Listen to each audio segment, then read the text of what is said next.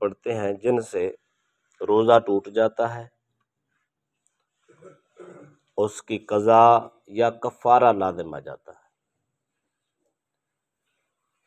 सबसे पहले तो ये पढ़ते हैं कज़ा किसको कहते हैं। कज़ा का मतलब होता है अगर रोज़ा टूट जाए, एक रोज़े के बदले एक रोज़ा रखना, इसको कज़ा कहते हैं।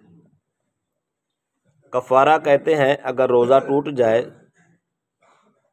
और ऐसी सूरत में टूटे जिससे कफ़ारा लाज़िम आता है, बतौर सज़ा एक रोज़ा तोड़ने के बदले में 60 रोज़े मुसलसल रखने हैं या 60 मिस्कीनों को खाना खिलाना या एक गुलाम आज़ाद करना, ये कफ़ारा। इसका मतलब है इतनी सख्त सज़ा, एक रोज़ा तोड़ दें तो 60 मुसलसल रोज़े रखने हैं। ये इस फर्जियत की अहमियत की तरफ इशारा है। रोज़ा आम फ़र्ज नहीं है, बहुत ख़ास फ़र्ज है, इसकी फुल हिफाजत करनी है। अगर हिफाजत नहीं करेंगे तो इतनी बड़ी सज़ा के मुस्तहिक़ हो। अब इसकी बुनियादी 3 सूरतें हैं, पहले मैं वो 3 सूरतें बता देता हूँ, उसके बाद तफसीलन बता देता हूँ। पहली सूरत ये है, अगर कोई शख्स रोज़े की हालत में भूल कर खा या पी ले तो उस पर न कज़ा है न कफ़ारा। क्यों? इसलिए भूल कर खाने पीने से रोज़ा टूटता ही नहीं। जब रोज़ा टूटा नहीं तो कज़ा और कफ़ारा कैसा? ये बात तो मुकम्मल होगी। दूसरी सूरत यह, अगर कोई शख्स रमज़ान मुबारक में रोज़े की हालत में बग़ैर किसी उज़्र के कसदन इरादतन कुछ खा पी ले तो रोज़ा टूट गया। उसकी मद में कज़ा भी होगी, कफ़ारा भी होगा। उज़्र न था, बहाना न था, कोई मजबूरी नहीं थी, जानबूझ कर रोज़ा तोड़ दिया, 61 रोज़ा रखना होगा। उस रोज़े के बदले एक रोज़ा भी रखना होगा, 60 रोज़े उसके कफ़ारा भी अदा करने। तीसरी सूरत, अगर कोई रमज़ान मुबारक में रोज़े की हालत में किसी उज़्र की वजह से, मसलन सफ़र पे चला गया, सफ़र की थकावट और मजबूरी की वजह से हालत ज़ार हो गई, उसको रोज़ा तोड़ना पड़ा, या अचानक बीमार हो गया, बीमारी शिद्दत इख्तियार करने लगी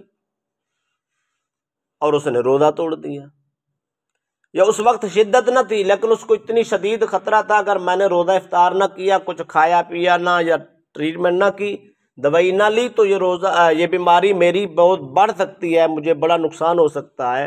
तो ऐसी सूरत में ये उज़्र था, बहाना था, मजबूरी थी, रोज़ा तोड़ दिया, सिर्फ कज़ा होगी, यानी एक के बदले एक, चूंकि उज़्र मौजूद है। अब आज हम पहले जो सूरत आल पढ़ते हैं वो सिर्फ कज़ा की पढ़ते हैं। कितनी सूरतें हैं जिनकी वजह से रोज़ा टूट जाए तो उस पर सिर्फ कज़ा लाज़िम आती है, उसकी 10 सूरतें फुक़हा ने लिखी है। पहली सूरत है, किसी ने ज़बरदस्ती रोज़ेदार के मुंह में कोई चीज़ डाल दी। बाद का दुश्मन के साथ ऐसा मामला हो जाता है, या बज़िद हो के कोई जाहिल आदमी ऐसा कर दे, या मजाक में कोई आदमी ऐसा कर दे उसकी वजह से मुंह में चीज़ उतर जाए, हल्क से नीचे चली जाए, रोज़ा टूट गया। खा मजाक में किया या ज़बरदस्ती किया, मजबूरी किया या जहालतन किया या जबरन किया, कोई भी सूरत कोई आदमी बना के उसके मुंह में कुछ डाला, हल्क से उतर गई, अब रोज़ा टूट गया। अब उस रोज़ेदार का तो कसूर ही नहीं है, किसी की वजह से रोज़ा टूटा है, शरीयत उसको गुंजाइश देती है सिर्फ कज़ा करनी है, एक के बदले एक रोज़ा। दूसरी सूरत यह है, रोज़ा याद था मगर कुल्ली करते हुए बिला कसद हल्क में पानी उतर गया। हम आम वुज़ू करते हैं, हर आदमी को रोज़ा याद होता है, एहतियात ना करने की वजह से पानी अंदर चला गया। अब रोज़ा भी याद है, सिर्फ बद एहतियाती या सुस्ती और गफलत की वजह से पानी उतार दिया, रोज़ा गया। तो ऐसी सूरत में भी एक के बदले एक रोज़ा रखना होगा। इसका मतलब है वुज़ू करते हुए फुल एहतियात करनी चाहिए, गफलत, इसलिए रोज़े की हालत में गरगरा नहीं है, गरगरे से परहेज इसलिए है कहीं ऐसा ना हो आदमी मुंह भर के गरगरा कर रहा हो और पानी अंदर चला जाए। तो रोजे की हिफाजत के लिए हुक्म या गरगरा छोड़ दें, सादा कुली किया करें और उसमें भी तवज्जो से किया करें ताकि पानी कहीं हल्क के अंदर न चला जाए, रोजा न टूट जाए। तीसरी सूरत यह है, आदमी को काये आई, उल्टी आई, कसदन हल्क में लौटा दी। बाद औक़ात ऐसा होता है आदमी को उल्टी आती है, बगैर समझे, बगैर सोचे, बगैर कंट्रोल किए वो कुछ हिस्सा वापस लौट जाता है, वो तो मजबूर है, वो रोक ही नहीं सकता। बाद औक़ात ऐसा तो है उल्टी हुई और उसने कसदन कुछ हिस्सा निगल लिया तो रोजा टूट गया। वो जो कसदन हरकत हुई उसकी वजह से एक सूरत। दूसरी सूरत इसकी यह है, या कसदन उसने मुंह भर के कह कर, तबीयत मतला रही थी, उदास थी, खाने पीने की वजह से कोई पेट खराब होने लगा, मैदे में प्रॉब्लम बनने लगा, उसने जान के कसदन मुंह भर के उल्टी कर दी कि जान छूटे। अब जान छुड़ाने की वजह से जब मुंह भर के उल्टी करेगा तो रोजा टूट गया। तो ऐसी सूरत में कदा लाजिम होगी। यहां ये बात याद रख लें, एक तो मुंह भर का मसला जरूर समझे। मुंह भर के का इतना होती है, इतनी काय आए, इतनी उल्टी आए कि आदमी उसको कंट्रोल करना चाहे तो कंट्रोल ना हो, इसको कहते हैं मुंह भर के उल्टी करना। हाँ, अगर थोड़ी आए, आदमी कोशिश करे तो रुक जाए, इसको कहते हैं थोड़ी सी काय है। थोड़ी सी काय से रोजा कभी नहीं टूटता। रोजा उस वक्त टूटेगा जब कसदन इरादतन काय करें या मुंह भर के काय हो। आजकल आमतौर पे हर रोज कोई ना कोई रोजा तोड़ा होता है, क्या जो उल्टी आ गई हुई। उल्टी कैसे आई? जानबूझकर उल्टी करें, मुंह भर के काय करें तो इस सूरत में रोजा टूटता है भाई। थोड़ी सी उल्टी आई, रोजा नहीं टूटता, ये बात याद रख लेना। थोड़ी देर उल्टी आने से रोजा नहीं टूटता। रोजा ज़ाया नहीं करना, रोजे की हिफाजत करनी है। बादों का ओवर हो जाता है काम, या पानी भी पिया है, दही भी खाई है, ऐसा मसला बन जाता है, कुछ उल्टी आ ही जाती है, या वैसे बंदे की तबीयत मतला रही होती है, थोड़ा सा मवाद इंसान के मैदे से निकल आता है, तो ऐसी सूरत में रोज़ा नहीं टूटता भाई। रोज़ा ज़ाया नहीं करना, छोटी मोटी बात से रोज़ा ज़ाया नहीं होता, रोज़ा नहीं तोड़ते, लिहाजा इसकी हिफाजत करनी। इतनी ज़्यादा अगर उल्टी आ जाए, वो भी उस इरादतन करे, तब जाकर रोज़ा टूटे। लिहाजा उज़र, उल्टी के उधर से रोज़ा को ज़ाया नहीं करना।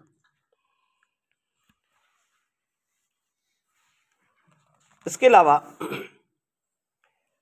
चौथी सूरत है, कंकरी या पत्थर या गुठली या मट्टी का या कागज का टुकड़ा निकल गया, कसदन निकल गया। यानी ये वो चीज़ें हैं जो ग़िज़ा के तौर पर इस्तेमाल नहीं होती। पत्थर कोई खाता है, कोई गुठलियाँ खाता है, कोई कागज़ खाता है, कोई नहीं खाता। हर ऐसी चीज़ जो बतौर ग़िज़ा इस्तेमाल नहीं होती, किसी आदमी में मुंह में डाला निकल गया, या वैसे ही मुंह में डाल रहा था, निकाल रहा था, अंदर चली गई, ये जानकर ऐसा कर लिया।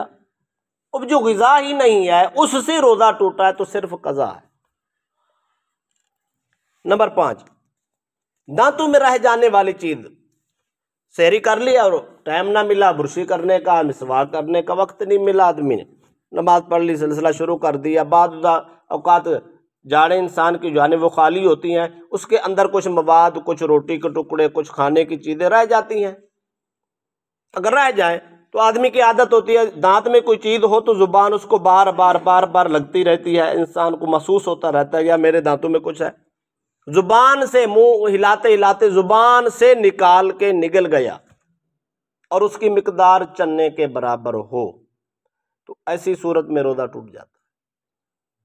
इसी में दूसरी सूरत ही है, दांत में कोई चीज़ फंसी थी, उसने निकाला, हाथ से निकाल के मुंह से बाहर की, फिर मुंह में डाल दी कि मुंह की चीज़ मुंह में आ जी, ये गलत है।